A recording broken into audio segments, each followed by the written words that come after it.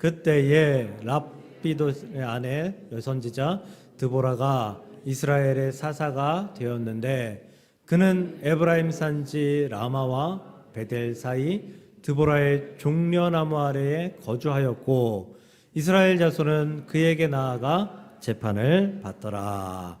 아멘. 아멘. 네, 오늘 성경에 있는 11번째 사사 드보라입니다. 사사기의 말씀을 읽었는데요. 천주교에서는 판관기 이렇게 얘기합니다. 사사기. 사사기의 말씀, 이 시대는 좀 혼란스러운 시대였다라고 생각하고 들으시면 좋을 것 같아요. 좀 혼란스러웠다. 정신없었다.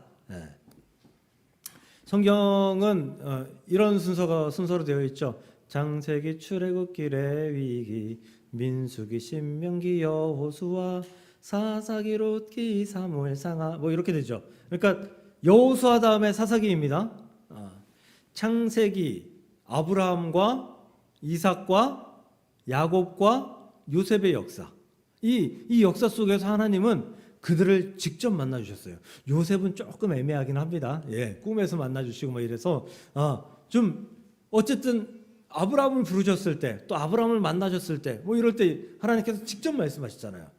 너는 본토 친척 아비집을 떠나 내가 내게 지시할 땅으로 가라. 직접 친구처럼, 어쩌면 상사처럼, 그렇게 직접 말씀하셔요.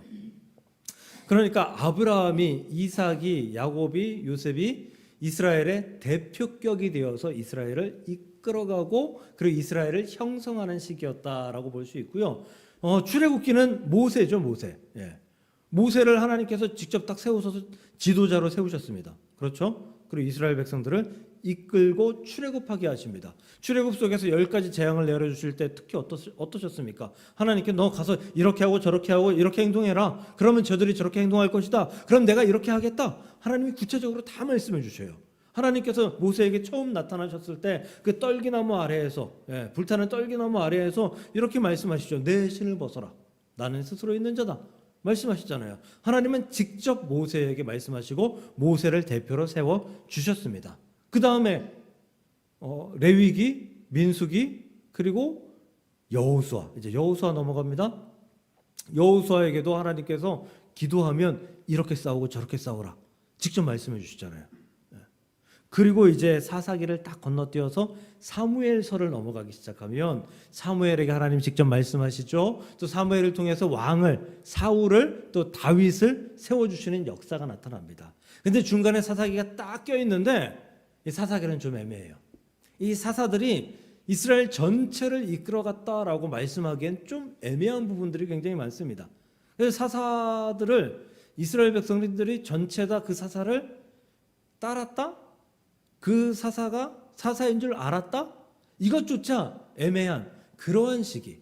그러니까 이 하나님께서 직접 만나셔서 대화하시던 이 시기에서 왕을 세우는 시기로 넘어가는 과도기와 같은 시기가 사사기예요.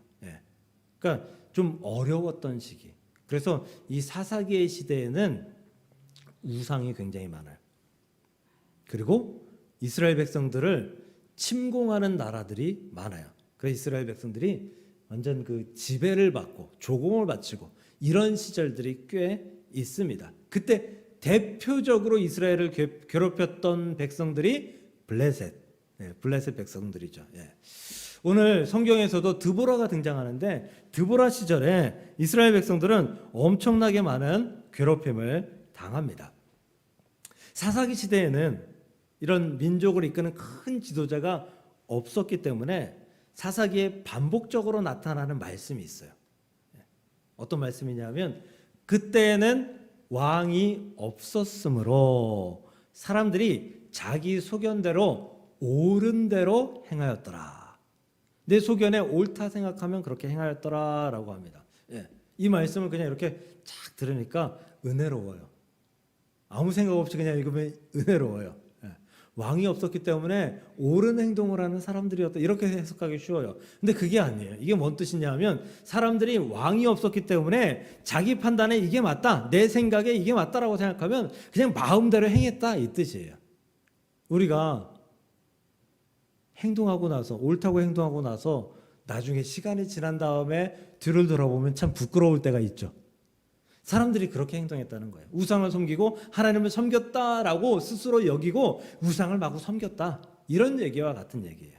사사기가 그런 시기였습니다. 한 예를 들면 사사기 17장을 보면 미가라는 선지자, 미가라는 제사장이 등장합니다. 제사장은 이스라엘 백성들이 그 제물을 가지고 와서 제사를 드릴 때에 그 제사를 돕는 사람이 제사장, 제사를 주관하는 사람이 제사장이잖아요. 근데 거기 어떤 말씀이 나오냐면 17장 5절 거기를 보면 미가에게 신당이 있으므로, 미가에게 신당이 있으므로, 신당이 하나님께 제사 드리는 곳인가요? 아니잖아요.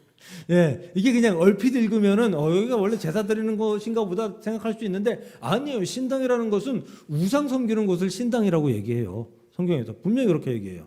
신당이 있으므로, 미가에게 신당이 있으므로, 또 그가 에봇과, 에봇은 제사장이 제사 드릴 때 입는 옷이잖아요. 12개의 그 보석이 있고, 우림과 둠빔을 그 안에 놓고, 그러니까 하나님을 섬기는 그 자세, 그 옷 그대로예요. 그런데 그 다음에 에봇과 드라빔을 만들고라고 되어 있습니다. 드라빔은 두 가지로 생각할 수 있어요. 첫 번째는 이 드라빔을 가지고 있는 사람이 그 가정의 대표격이에요. 그래서 야곱이 장인 삼촌 라반의 집에서 도망 나올 때, 야반 도주할 때 삼촌이 쫓아오잖아요. 왜 쫓아오냐면 야 드라빔 내놔. 훔쳐가면 어떡해. 그것 때문에 쫓아와요. 근데 그걸 야곱은 훔쳐오지 않았죠. 그의 아내 라헬이 훔쳐왔습니다. 그 안장 밑에 깔고 있었는데 그 라헬이 가지고 있었던 그 드라빔이 뭐냐면 이 삼촌 라반의 집에서 내가 대표입니다, 장자입니다라고 주장할 수 있는 그런 증거물이에요.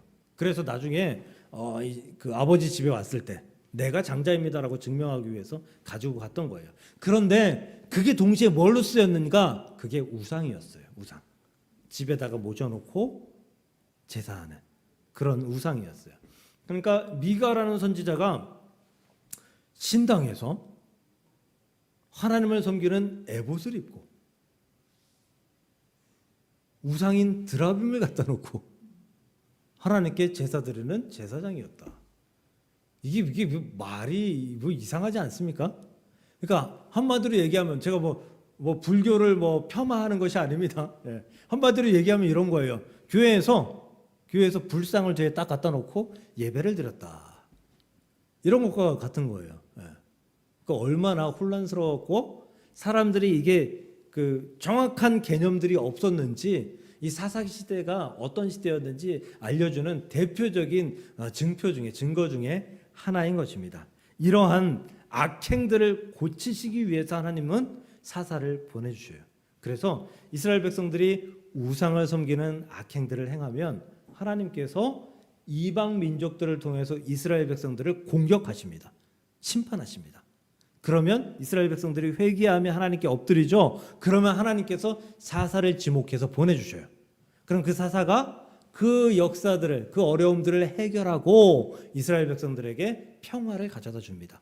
그리고 평화로운 지 얼마 되지 않아서 이스라엘 백성들은 또다시 우상을 섬기고 또다시 이 외부 민족을 통해서 하나님께서 심판하시고 또다시 이스라엘 백성들이 회개하고 또다시 사사 와서 평화를 주고 이것이 계속해서 반복되는 것이 사사기입니다. 그래서 그때에 왕이 없었으므로 사람들이 각기 자기 소견대로 옳다고 생각하는 대로 행하였더라라는 말씀이 그때마다 등장하게 되는 것입니다. 그러니까 사사 드보라가 딱 나타났을 때에도 이스라엘 백성들에게는 지금 위기인 시기였을 것이다 라고 상상이 되죠. 그리고 사사 드보라가 이 위기를 해결하고 평화를 가져다 줄 것이다 라고 상상하면서 성경을 보면 성경이 아주 쉽게, 너무 쉽게 읽혀질 거라고 생각합니다. 이 사사 드보라 시대에는 하솔 왕 야빈이라는 사람을 통해서 이스라엘 백성들이 약 20여 년간 지배를 받던 시기예요. 안 그래도 옛날에는 먹을 게 귀중했잖아요. 또 여기 사막 지역이니까 물도 귀중하고 먹을 것도 귀중하고 온갖 것이 다 소중한 그런 곳인데 지금은 석유가 나서 풍족한 곳이 되었지만 예전엔 석유 필요 없었잖아요. 이렇게 어려운 이 시절, 어려운 장소인데 이 하소랑 야빈한테 계속해서 조공을 바쳐야죠. 그러니까 먹을 것이 더 궁핍하죠. 마실 것도 없죠. 그리고 사람들은 더욱더 힘들어지죠. 그러니까 사람들이 굉장히 우울하게 힘든 시기를 지내고 있었어요. 그때에 한 군데 하나님께서 선택하신 곳이 아주 왁자지껄하게 붐비는 곳이 있었는데 그곳이 어디냐 하면 드보라의 종려나무 아래입니다. 종려나무 우리 많이 들어봤죠? 예수님께서 예루살렘 입성하실 때 호산나 외치면서 흔들었던 게 종려나무 가지. 종려나무가 어떤 거냐 하면 저 야자수 생각하시면 돼요. 야자수 같이 이렇게 돼 있어서 얼핏 보면 야자수예요. 근데 야자수랑 잎 모양이 좀 다르죠. 대추나무, 대추야자 나는 그걸 종려나무라고 하는데요. 그 종려나무 아래에 드보라가 있었는데 거기서 뭐 하고 있었냐? 재판을 하고 있었어요. 재판. 당신이 옳고 당신이 틀렸습니다. 당신이 이 사람한테 어떻게 해줘야 됩니다. 어떻게 보상받아야 됩니다. 이런 것들을 해주는 그런 사람이었어요. 그럼 여기서 퀴즈 하나. 예전에는 이 시대에는 남녀가 부부가 이혼하려고 할 때 재판을 받았을까요? 안 받았을까요?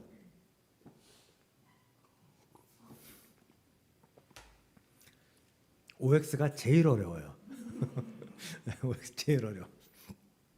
근데 이렇게 물으면 의도가 빤히 보이지 않나요? 받았으니까 물어보지 않을까요? 왜냐하면 여러 가지 이유가 있겠지만 한 가지 이유는 이거예요. 당시에 그리고 지금도 중동 지방엔 그런 문화들이 많아요. 여성은 남성의 소유물입니다. 소유물. 재산과도 같은 거예요. 그래서 결혼하기 전엔 출가하기 전에는 아버지의 소유물이에요. 그래서 이 여인이 시집갈 때 이 남편 되는 사람이 뭘 가지고 오죠? 지참금. 그러니까 말이 좋아 지참금이지 여인을 돈 주고 사오는 거라고 생각하시면 돼요. 그러니까 소유권을 옮기는 거예요. 그러니까 결혼하면 남편의 소유가 돼요. 그런데 그냥 아무런 제도 없이 이혼을 하게 되면 이 여인이 집에서 쫓겨나게 되잖아요. 그러면 친정으로 갈 수도 없어요. 이혼이 안 됐으니까. 그렇죠. 그리고 이 과부들이 누려야 될 권리를 누릴 수도 없어요. 과부들은 그 떨어진 이삭을 줄 권리도 있고 구제와 긍휼을 받을 권리도 있어요. 그들은 딱히 일을 할 수가 없었기 때문에. 근데 그런 권리들도 누릴 수가 없어요. 그러니까 이혼할 때 재판을 받고 이혼 증서를 받아서 이혼 증서를 반드시 쓰게 돼 있어요. 이혼 증서를 받아서 내가 이혼한 여자입니다라는 것을 밝혀야 돼요. 신고를 해야 돼요. 그래야지 과부로서의 또 그래야지 친정으로 돌아갈 수 있는 그래야지 또 다른 남자와 결혼할 수 있는 길이 열리기 때문에 그렇기 때문에 이 당시에도 이혼이라는 것이 굉장히 중요한 사회적 문제였습니다. 이러한 일들을 해결해 준 사람이 드보라였다라는 거예요. 근데 여러분 이 재판을 받을 때 이 재판관이 날라리면 이 재판을 받은 결과에 대해서 승복할 수 있나요? 재판을 받을 때 이 판사가 범죄자예요. 전과 뭐 한 5범 이렇게 돼요. 전과 가지고 이 판사를 유지할 수 있는지는 모르겠어요. 제가 법을 잘 몰라서. 만약에 그렇다면 그 사람 밑에서 내가 재판을 받은 것에 대해서 승복할 수 있을까요? 저는 못할 것 같아요. 그래서 항상 변호사들이 자신 그 피고나 원고들을 변론할 때 이렇게 얘기하잖아요. 존경하는 재판장님. 재판장은 존경받아야 되는 사람이에요. 신뢰를 받아야 되는 사람이에요. 누구보다 도덕적으로 뛰어나야 되는 사람이에요. 그렇지 않으면 재판을 할 수가 없어요. 그렇지 않으면 그 재판에 대해서 다른 사람들이 재판을 받는 사람들이 수긍할 수가 없어요. 저 같아도 못할 것 같아요. 목사도 마찬가지죠. 제가 11시 예배인데 맨날 11시 반쯤 나와가지고 아유 늦었습니다. 예배 좀 드리죠. 이렇게 하면 한 사람도 안 남을걸요? 한 사람도 안 남을 거예요.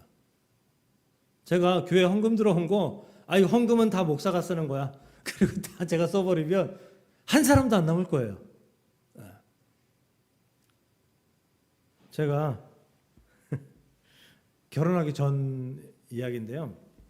경기도 안산에 살았었어요. 거기서 3일은 알바를 하고 3일은 학교를 다니고 대학원을 다니고 그럴 때였거든요. 근데 그때 교회가 여기 목동이었고요. 목동에 교육전사로 있었죠. 근데 당시에 담임 목사님이 암이었어요.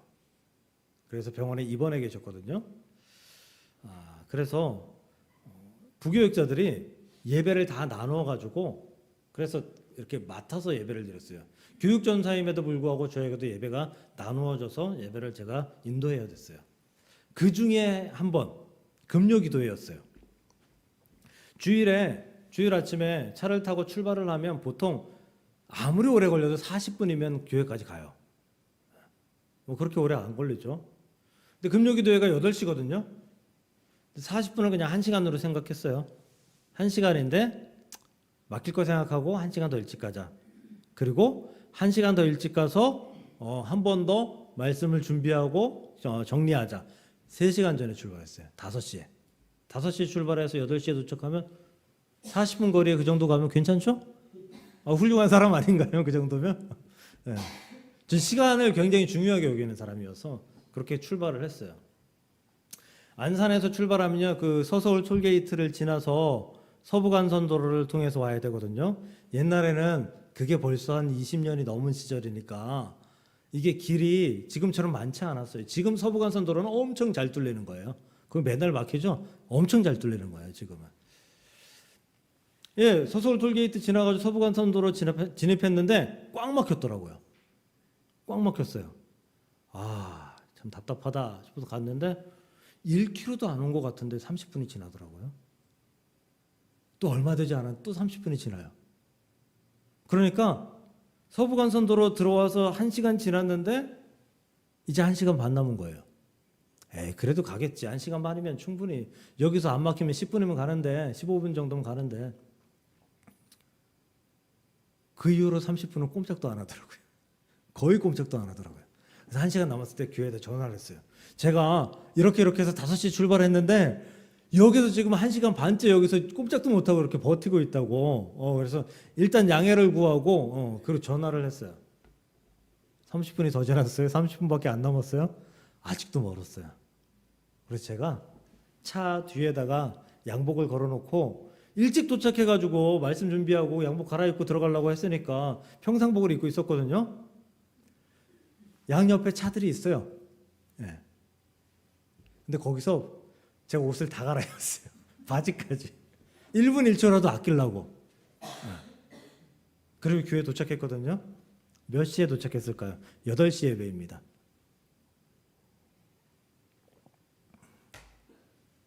여러분 예상대로 늦었는데요. 8시 50분에 도착했어요. 4시간 걸렸어요. 4시간. 들어갔더니 이제 다른 목사님이 예배를 인도하고 다 끝나는 기도하고 계시더라고요. 네. 얼마나 미안하고 죄송하고 참 고개를 못 들겠는지. 사실 제가 잘못한 건 아니라고 생각하거든요. 저도 최대한 노력을 하고 일찍 출발을 했는데 결과가 그렇게 나오니까 이게 참 송구하고 미안하고 힘들더라고요. 그 이후로 어딜 가든 항상 훨씬 더 일찍 도착하기 위해서 노력하면서 출발합니다. 시간 안 지키는 목사, 사람들한테 인정받기 어렵다라고 생각하기 때문이에요. 이런 일도 있었어요. 그때는 제가 교사로 있을 때였는데요. 그게 몇 개월밖에 안 있었어요. 큰 교회였거든요. 교육전사 한 10명, 부목사님 5명, 4명인가 5명인가 계셨고요. 큰 교회였어요. 근데 그 교회 목사님은 그 교육자들한테 어떻게 교육을 시켰냐면 목사님 보시기에 여기 앞에 들어와서 왼쪽이죠. 맨 앞에 하나, 둘, 세 번째 장의자까지 그 세 의자에 교육자들이 다 앉아야 돼요. 예배 때마다. 거기 앉아야 돼요. 그러니까 거기에서 뭔가 이상하다, 비어있다라고 하면 안 온 거죠. 예. 네, 그거 쉽게 판단하죠. 네. 근데 예배에 혹시라도 조금 늦잖아요. 뭐 늦게 올 수도 있고 아니면 교육부서 일을 하다가 좀 늦게 올라올 수도 있고 그러면 예배에 들어오는데 제가 그 장면을 봤거든요. 예배에 들어오는데 거의 육두문자를 써가시면서 소리를 지르면서 너 거기 뒤에 서 있으라고. 어떻게 감히 전사가 돼가지고 예배 늦게 오냐고. 되게 무서운 분이었어요. 예배 시간에 졸잖아요. 이렇게 세워가지고 맨 뒤로 망신을 주고 막 그랬어요. 그리고 몇 년 있었는지 기억은 안 나요. 몇 년 있다가 제가 이런저런 일들에 그 세미나 같은 거 하는 일에 스텝으로 일할 때가 꽤 있었거든요. 그때 스텝으로 일하는데 그 목사님 오셨더라고요. 목사님 한 150명 정도 오셨는데 그 목사님이 제일 늦게 오시더라고요. 항상 30분 40분 늦게 오시더라고요. 제가 그 뒤에 가서 서 계시라고 하고 싶었는데 그때 아직 전도사여가지고 힘이 없어가지고 못했어요. 근데 그때는 저 그 목사님 되게 존경했었거든요. 그 목사님 유명하신 분이고 부흥 강사고 존경했었는데 그렇게 매 시간마다 늦게 오시고 불성실한 모습을 보고 존경하는 마음이 100% 사라졌어요. 그냥 허울 뿐이었구나 이런 생각이 제 마음에 남았어요. 목사도 그래요. 자꾸 시간 늦으면 신뢰를 잃어요. 존경을 잃어요. 판사도 그래요. 판사가 시간 늦고 판사가 범죄하고 신뢰를 잃으면 절대로 판사를 할 수가 없어요. 그렇다면 드보라는 어떤 사람이었을까요? 드보라는 사람들이 그렇게 북적북적하게 그렇게 많은 사람들이 찾아왔다? 이건 억울한 일들을 많이 구제해 준 그런 재판관이 아니었을까? 많은 사람들의 마음을 만져준 사람이 아니었을까? 공평하기 위해서 참으로 자신의 시간을 쓰고 물질을 쓰고 자신이 할 수 있는 최대한의 노력을 하는 사람이 아니었을까? 그렇기 때문에 사람들이 그 사람에게 재판받기 위해서 그렇게 줄을 서고 그렇게 그 드보라 앞에 서 있지 않았을까? 이렇게 생각해 봅니다. 존경받을 사람, 신뢰할 만한 사람, 위로를 주는 사람, 그 마음에 하나님의 마음이 가득한 사람, 그 사람이 바로 드보라였을 것이다라는 것이죠. 사랑하는 성도 여러분, 여러분은 어떠한 사람입니까? 존경까지는 바라지 않습니다. 그런데 존중받는 사람입니까? 신뢰할 만한 사람입니까? 신뢰를 받는 사람입니까? 에휴, 쟤는 매번 똑같아. 이런 소리를 듣는 사람입니까? 아니면 쟤는 매번 저렇게 약속을 지키기 위해서 애쓰는 사람이야 라는 소리를 듣는 사람입니까? 세상 사람들이 이런 이야기하는 거 많이 들어봅니다. 교회 다니는 것들 더 믿을 수 없어. 썩을 놈들. 제가 보기에는 교회 다니는 사람보다 교회 다니지 않는 사람들 중에 그런 사람들 훨씬 많아요. 근데 교회 다니는 사람도 그런 사람들이 있기 때문에 이런 소리를 듣는 거예요. 우리 이런 소리를 들었으면 좋겠어요. 쟤는 성실해. 쟤는 약속도 잘 지켜. 쟤는 다른 사람들보다 힘든 일을 나서서 해. 쟤는 없어서는 안 될 사람이야. 왜? 근데 쟤가 왜 저럴까? 쟤는 교회 다니기 때문이지. 교회 다니는 사람들은 저렇게 하더라고. 교회 다니는 사람들은 굳은 일을 하기 위해서 먼저 앞장서더라고. 우리 이런 신뢰와 이런 존경을 받는 사람들이 되었으면 좋겠습니다. 목동사랑교회 성도님들이 어디 가도 신뢰와 존경을 받아서 많은 사람들의 칭찬을 받고 많은 사람들이 찾아오고 많은 사람들이 위로를 받는 드보라와 같은 사람들이 될 수 있기를 주님의 이름으로 간절히 축복합니다. 두 번째로 드보라는 당연한 얘기지만 믿음으로 확실한 사람이었습니다. 믿음의 직진성이 아주 강한 사람이었습니다. 20여 년 동안 하솔 왕 야빈에게 시달리던 이스라엘을 구원한 사람이 바로 드보라입니다. 이제 드보라가 이제 바락에게 아비노함의 아들 바락에게 찾아가서 하나님이 말씀하신 내용들을 전달합니다. 이제 6절과 7절인데요. 드보라가 사람을 보내어 아비노함의 아들 바락을 납달리 게데스에서 불러다가 그에게 이르되 이스라엘의 하나님 여호와께서 이같이 명령하지 아니하셨느냐? 너는 납달리 자손과 스불론 자손 10,000명을 거느리고 다볼산으로 가라.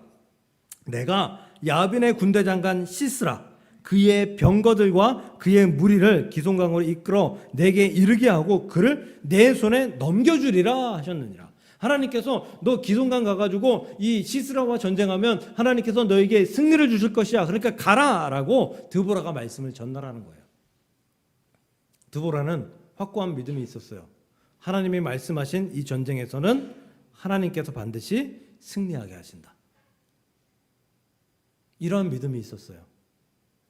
그러니까 이 바락에게 가서 확고한 말씀을 전할 수 있었고요. 그 전쟁에 동참할 수 있었던 것입니다. 그런데 여러분 생각해 보세요. 이 전쟁에서 반드시 승리해요. 이 프로젝트에서 반드시 엄청난 수익을 낼 수 있어요. 그럼 그 전쟁에서 그 프로젝트에서 여러분들이 주인이 되고 싶지 않을까요? 여러분이 그거 앞장서서 해가지고 칭찬받고 성과 올리고 그리고 진급하고 사람들한테 유명세 얻고 이러고 싶지 않을까요?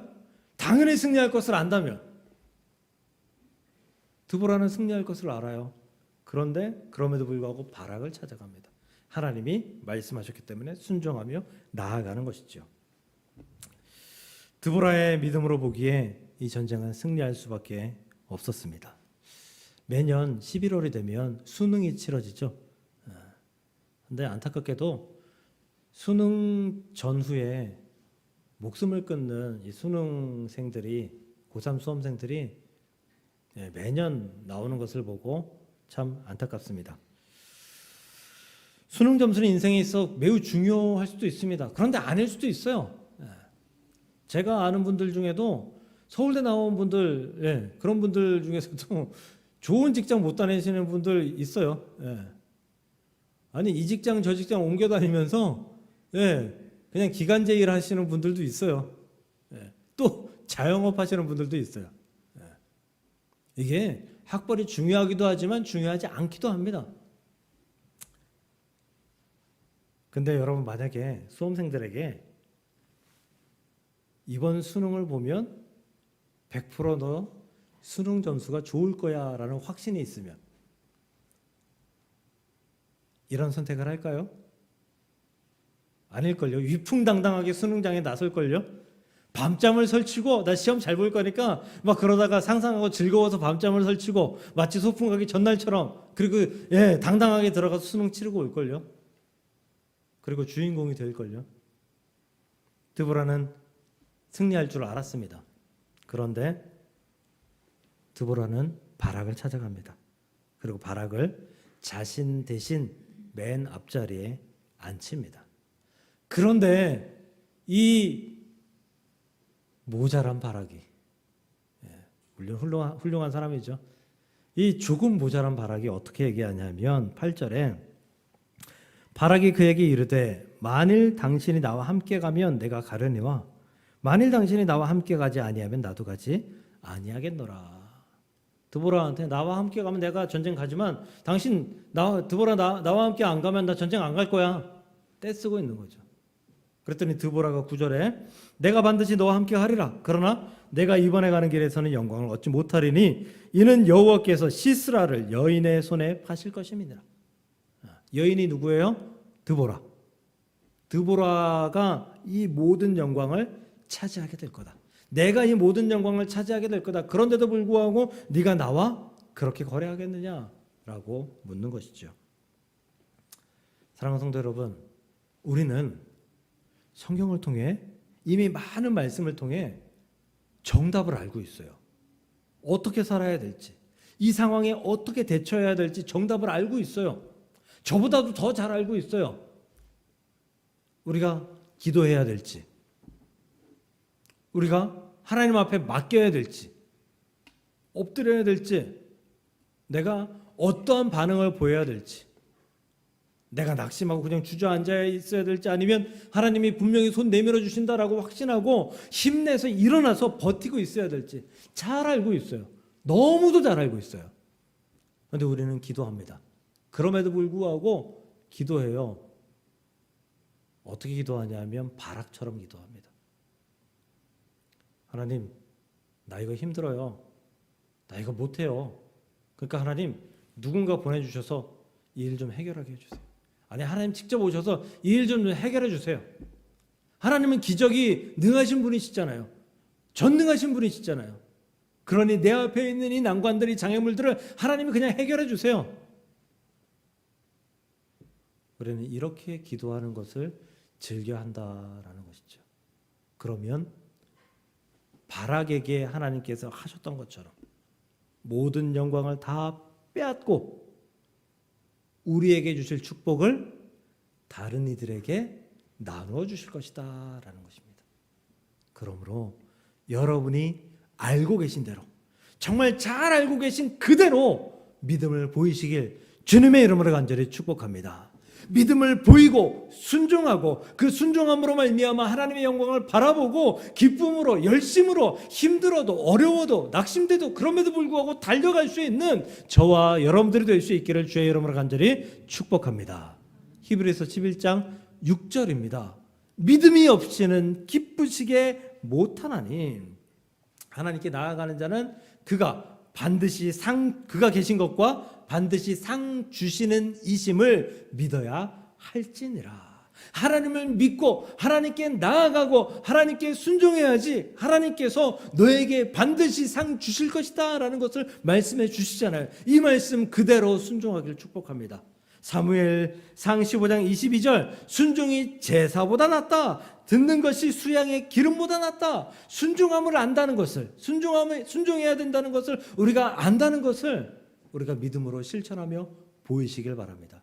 그러면 순종하고 믿음을 보이고 우리 하나님께서 말씀하신 그대로 나아갈 때에 하나님께서 예비하신 영광이, 축복이, 은혜가, 그리고 해결함이 우리에게 다가와서 우리는 드보라와 같은 영광을 누리게 될 줄로 믿습니다. 그러므로 그 드보라와 같은 영광을 누릴 수 있는 믿음의 사람, 순종의 사람, 그리고 신뢰할 수 있는 사람, 존경받을 수 있는 그리스도인들이 될 수 있기를 주님의 이름으로 간절히 축복합니다.